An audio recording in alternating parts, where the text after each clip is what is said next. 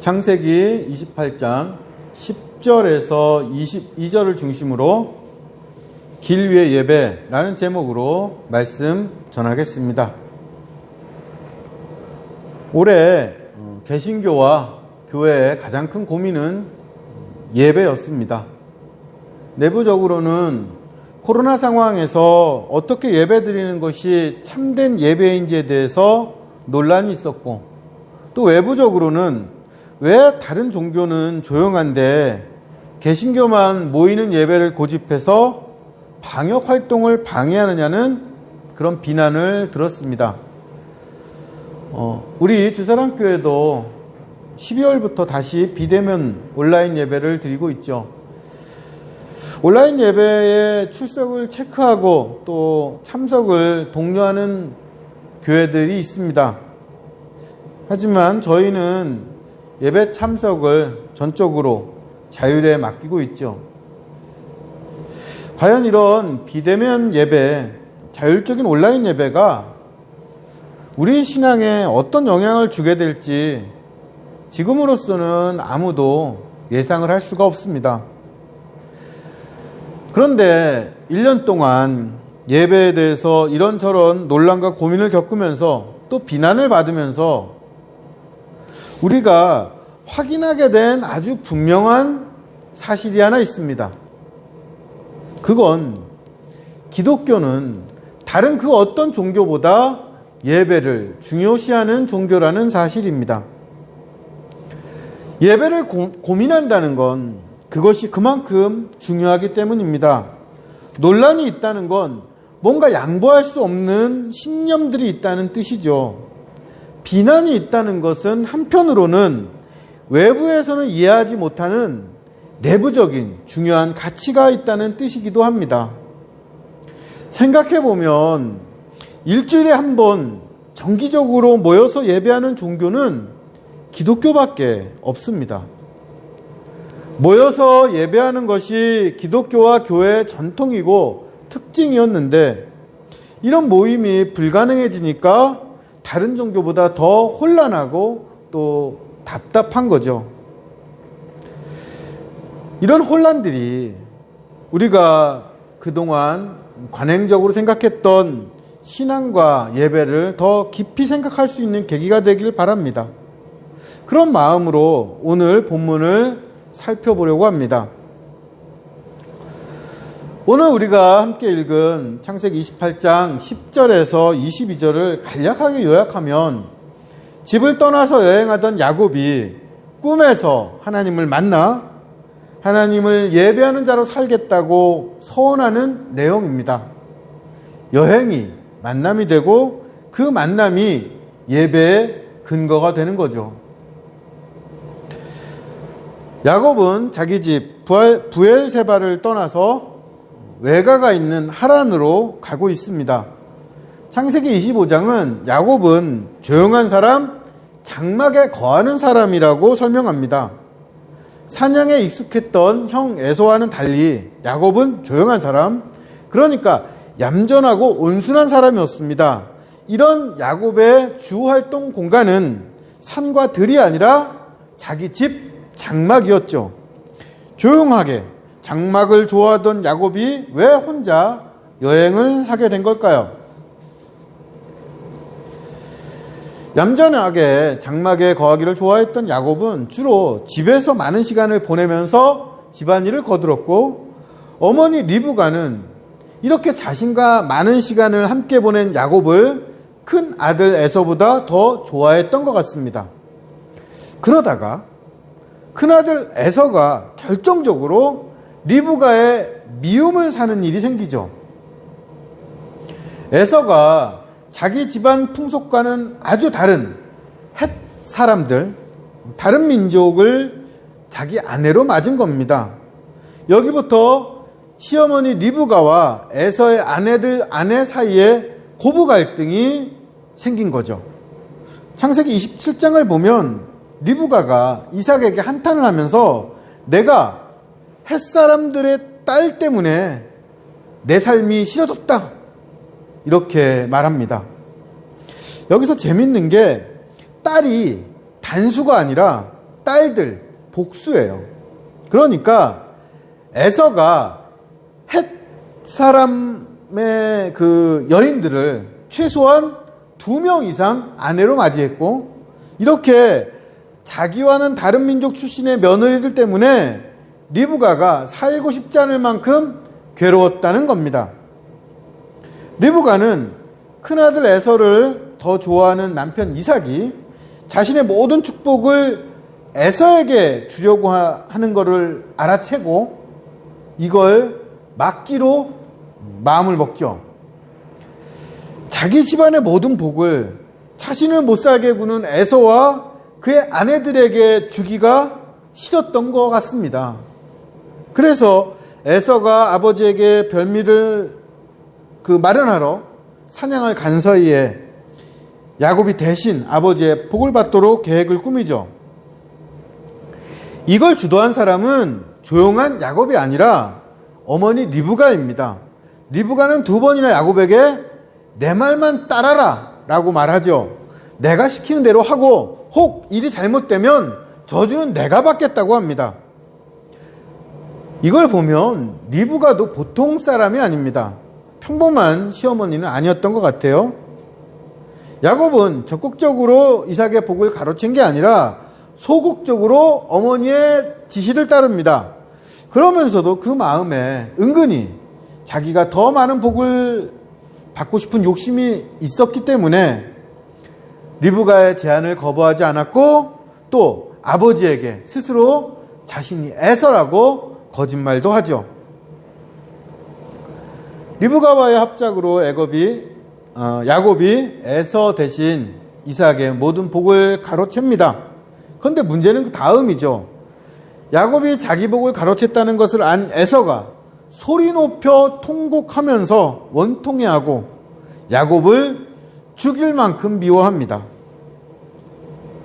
야곱을 향한 에서의 그 적개심과 살의를 알게 된 리브가는 에서의 화가 풀어질 때까지 야곱을 자신의 친정이 있는 하란으로 보내기로 하죠. 그래서 조용하고 장막을 좋아했던 야곱은 뜻하지도 않게 하란까지 900km 정도 되는 먼 길을, 부산과 서울을 2번 왕복하는 거리죠. 이 먼 길을 혼자서 여행을 하게 됩니다. 그리고 야곱은 자기 집에서 70km쯤 떨어진 그 낯선 곳에서 여행길에 지쳐 첫날 밤을 보내게 되죠. 이때 야곱은 돌 하나를 벽에 삼아 잠이 듭니다. 그리고 꿈을 꾸죠. 창세기 28장 12절입니다. 꿈에 본즉 사닥다리가 땅 위에 서 있는데 그 꼭대기가 하늘에 닿았고, 또 본즉 하나님의 사자들이 그 위에서 오르락내리락 하고. 야곱이 본 것은 3가지입니다. 하나는 땅에서 하늘로 이어진 사닥다리, 또 하나는 거기를 오르락내리락 하는 하나님의 사자들, 그리고 또 말씀하시는 여호와 하나님입니다. 야곱은 사닥다리와 하나님의 천사들과 하나님을 현실에서 목격한 게 아니라 꿈에서 본 겁니다. 그러니까 이게 꿈인 거예요. 우리는 야곱이 이런 꿈을 꾼 이유를 논리적으로 분석을 할 수가 있습니다. 장막에 있는 걸 좋아했던 야곱이 광야에서 잠을 자는 건 이때가 처음이었을 겁니다. 여행한 것도 아마 이때가 처음이었을 수도 있어요. 하루 종일 형이 뒤쫓아오면 어떡하나 긴장했을 테고, 또 내가 왜 어머니 말을 들어서 이런 고생을 하나 후회했을지도 모릅니다. 여러 가지 상황들이 야곱을 불안하게 했고, 이 불안이 꿈에서 나타났던 거라고 설명할 수 있죠. 꿈은 누구나에게 있는 평범한 일입니다. 또 간단한 어떤 심리학적 지식으로도 야곱의 꿈을 설명할 수 있어요.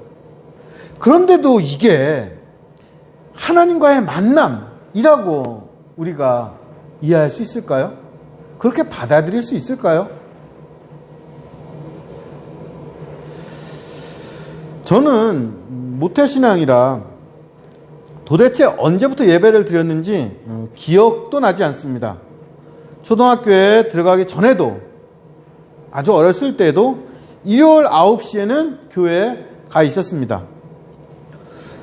어머니는 늘 헌금 100원과 성경책을 챙겨주셨는데 저는 왜 가야 하는지에 대한 어떤 의문도 없이 매주 주일 예배에 참석했죠. 그러던 어느 날 제가 초등학교 1학년이나 2학년쯤 되었을 때입니다. 잊을 수 없는 사건 하나가 생기죠. 주일 아침이었습니다. 그날도 어머니께서 저에게 헌금 100원과 성경책을 챙겨주셨습니다.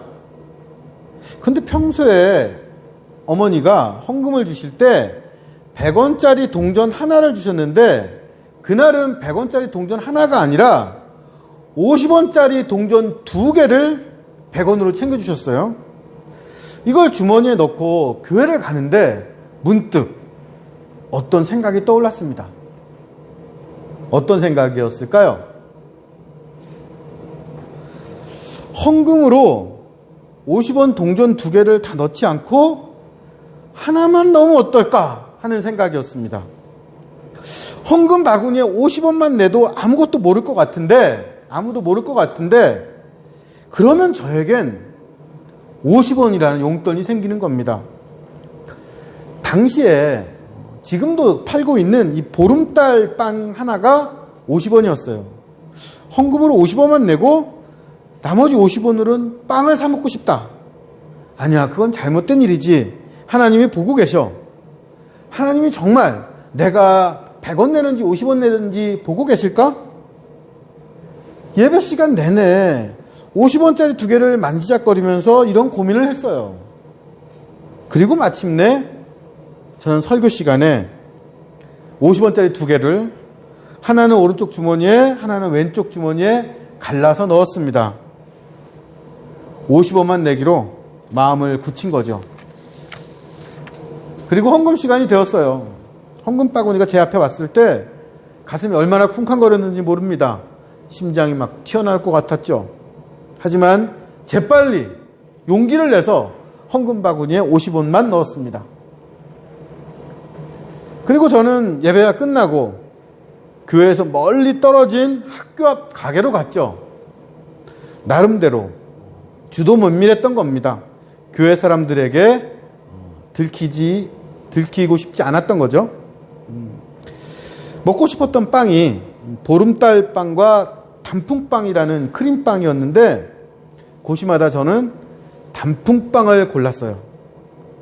그리고 빵값으로 50원을 내려고 주머니에 손을 넣었는데 그때 깜짝 놀랐습니다. 50원이 없는 거예요. 바지에 주머니가 2개밖에 없는데 이쪽에도 없고 저쪽에도 없습니다. 교회 나올 때 분명히 50원이 있었는데 그게 감쪽같이 없어진 거예요.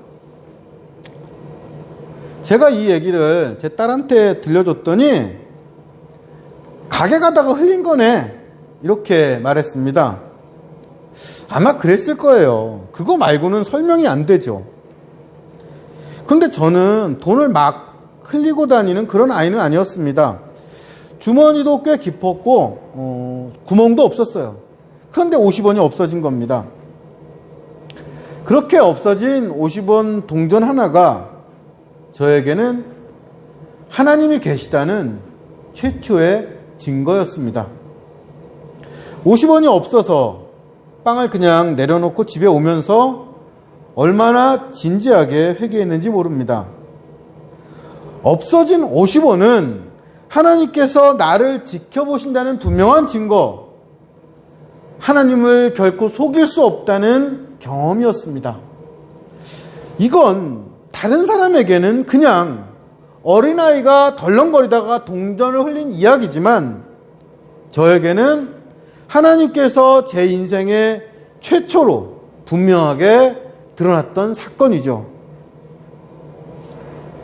야곱의 꿈과 저의 50원 동전 사건은 비교하기가 민망할 만큼 차이가 큰 사건입니다. 그런데 이 두 사건에 공통점이 있어요. 다른 제3자가 보면 충분히 설명 가능한 일, 아무것도 아닌 일, 신비, 하나님을 만난 일이라고 하기엔 평범한 사건인데, 이 사건을 통해서 그 당사자가 하나님을 실제적으로 경험했다는 겁니다. 실제적으로 경험했다는 건 그 사건으로 그 전과 후가 달라지게 되었다는 뜻입니다. 우리가 하나님을 예배하는 건 하나님이 계시다는 믿음 때문인데, 이 믿음은 그냥 생겨나는 게 아니라 어떤 경험에서 생겨납니다. 그리고 이런 경험의 대부분은 설명할 수 없는 신비가 아니라 충분히 설명 가능한 일상과 평범한 삶에서 시작되는 거죠. 어떻게 인간의 평범한 삶에서 하나님을 경험할 수가 있을까요? 그건 땅과 하늘을 이어주는 사닥다리 때문입니다. 야곱이 본 땅과 하늘을 이어주는 그 사닥다리는 하나님께서 이 땅에 그분의 이름을 나타내시고 그 뜻을 전하신다는 그런 뜻입니다. 그것이 하늘로 이어진 사닥다리를 오르락내리락 하는 천사의 의미인 거죠. 야곱이 본 그 하늘의 사닥다리와 정반대되는 게 있습니다. 그게 창세기 10장에 나오는 바벨탑이에요. 바벨탑은 인간에게서 하나님에게로 올라가는 다리였습니다. 그러나 이 다리는 실패했어요. 우리가 하나님을 알 수 있는 건 하늘에서부터 내려오는 사닥다리, 거꾸로 된 바벨탑 뿐입니다. 하나님께서 이 땅과 하늘을 이어주셔서 우리가 평범한 일상과 삶에서도 하나님을 알게 되고 예배할 수 있는 거죠. 창세기 28장 13절에서 14절입니다. 함께 읽어보시겠습니다. 또 본즉 여호와께서 그 위에 서서 이르시되 나는 여호와니 너의 조부 아브라함의 하나님이요 이삭의 하나님이라. 내가 누워있는 땅을 내가 너와 내 자손에게 주리니 내 자손이 땅의 티끌같이 되어 내가 서쪽과 동쪽과 북쪽과 남쪽으로 퍼져나갈지며 땅의 모든 족속이 너와 내 자손으로 말미암아 복을 받으리라. 야곱의 꿈에서 하나님께서 말씀하시는데, 이때 하나님께서 그분을 야곱에게 어떻게 소개하십니까? 너의 할아버지 아브라함의 하나님, 너의 아버지 이삭의 하나님이라고 자신을 말씀하십니다. 그리고 아브라함과 이삭에게 했던 약속을 다시 말씀하세요. 그 약속이 뭘까요? 아브라함에게 하신 약속입니다. 창세기 12장 3절입니다. 너를 축복하는 자에게는 내가 복을 내리고 너를 저주하는 자에게는 내가 저주하리니 땅의 모든 족속이 너로 말미암아 복을 얻을 것이라. 아브라함의 아들 이삭에게 하신 약속입니다. 창세기 26장 4절입니다. 내 자손을 하늘의 별과 같이 번성하게 하며 이 모든 땅을 내 자손에게 주리니 내 자손으로 말미암아 천하 만민이 복을 받으리라. 아브라함과 이삭에게 하셨던 약속, 그리고 야곱에게 되풀이하시는 약속이 뭡니까? 이 세상의 모든 민족이 너와 그 자손을 통해 복을 받으리라는 약속입니다. 인간이 하나님께서 주신 생명 안에서 하나님을 알고 하나님을 하나님으로 섬기는 것이 성경이 말하는 복입니다. 그래서 하나님께서 하신 약속을 달리 말하면 세상의 모든 사람들이 너를 통해 하나님을 알게 될 것이라는 약속입니다. 여기서 우리는 우리의 신앙이 나의 단독 발명품이 아니라 공통유산이라는 것을 깨닫죠. 우리가 하나님을 알게 된 것은 우리 이전에 약속을 받은 이들이 자신의 신앙을 전해주었기 때문이고, 이 신앙은 나만을 위해서, 내 가족만을 위해서, 내 민족만을 위해서 있는 것이 아니라 세상에 하나님의 복을 전하기 위해 주어진 겁니다. 그런데 여기에 우리의 과제가 있죠. 아브라함과 이삭의 하나님을 나의 하나님, 야곱의 하나님으로 고백하고 할아버지와 아버지가 우리의 조상이 여호와께 받은 그 약속을 지금 내 소명으로 받아들이는 결단입니다. 그래서 하나님께서는 그분이 과거의 하나님, 아브라함과 이삭의 하나님으로 머무는 분이 아니라 지금도 여기서 야곱의 하나님이 되어주시겠다고 약속하십니다. 창세기 28장 15절이죠. 내가 너와 함께 있어 내가 어디로 가든지 너를 지키며 너를 이끌어 이 땅으로 돌아오게 할지라. 내가 내게 허락한 것을 다 이루기까지 너를 떠나지 아니하리라 하신지라. 하나님께서는 광야에서 홀로 잠든 야곱에게 아브라함과 이삭의 하나님뿐 아니라 야곱의 하나님이 되어주신다고 약속하십니다. 다시 말하면 야곱이 하나님을 나의 하나님, 내 아버지의 하나님이 아니라 나의 여호와 야곱의 하나님으로 부를 수 있도록 언제나 야곱과 함께 있어 야곱을 지키며 야곱을 이끌고 그 뜻과 약속대로 인도하시겠다는 약속입니다. 꿈에서 이 약속을 받고 난 야곱은 그전과는 다른 사람이 되죠. 야곱이 잠이 깨어 이르되 하나님께서 과연 여기 계시건을 내가 알지 못하였도다. 이에 두려워 이르되 두렵도다 이것이요 이것은 다름 아닌 하나님의 집이요 하나님의 문이로다 하고 야곱이 아침에 일찍 일어나 베개를 삼았던 돌을 가져다가 기둥으로 세우고 그 위에 기름을 붓고 그곳 이름을 베델이라 하였더라. 이 성의 옛 이름은 루스더라.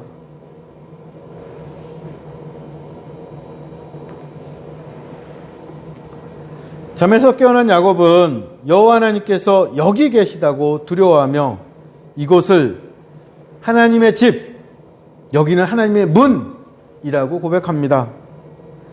세상 모두가 하나님의 것이지만 야곱에게는 돌베개로 잠을 잤던 그곳이 하나님의 집, 하나님의 문이 되었습니다. 야곱에게 하나님께서 자신을 만나주신 특별한 장소, 땅과 하늘이 이어주는 거룩한 곳이 생긴 겁니다. 야곱이 꿈에서 보았던 사닥다리, 하나님의 집, 하나님의 문은 공통점이 있습니다. 그것은 땅과 하늘이 이어지는 곳, 인간과 하나님이 만나는 특별한 장소라는 그런 공통점입니다. 그리고 이 만남이 인간이 하나님께 예배하는 근거가 되죠. 평범한 돌덩어리는 기름 부음을 받아서 거룩한 기둥이 되고 그 땅은 루스라는 옛 이름이 아니라 베델, 하나님의 집이라는 새로운 이름을 얻게 됩니다. 오늘은 한 가지만 확인하죠. 야곱은 자신이 원하지 않았던 여행, 낯선 길에서 하나님을 새롭게 만나고 발견하고 예배하게 됩니다. 생각해 보면 우리가 1년 보내는 이 시간 중에 우리가 정말 원했던 여행, 우리가 알고 갔던 길은 별로 없었던 것 같습니다. 그러나 처음 가본 길이 광야가 야곱에게 하나님의 집, 하늘의 문이 되었습니다. 우리가 보낸 2020년도 원하지 않는 여행, 낯선 길 같지만 이 길에서 하나님을 여러 방법으로 또 어쩌면 아무것도 아닌 수단과 시행착오를 통해서 하나님을 만나고 예배할 수 있길 바랍니다. 그래서 우리가 광야에서 홀로 예배드린 야곱이 하나님을 만난 것처럼 골방에서 혼자 모니터를 보고 드리는 그 예배를 통해서도 하나님을 만날 수 있을 거라 기대하고 그 자리가 우리에게 하나님의 집, 하나님의 문이 되리라고 또한 소망합니다. 하나님께서 어떠한 상황에서도 그분을 나타내 주시며 새롭게 약속해 주시며 우리에게 잊었던 소망을 확인해 주시길 바라고 기도합니다. 말씀 마치겠습니다.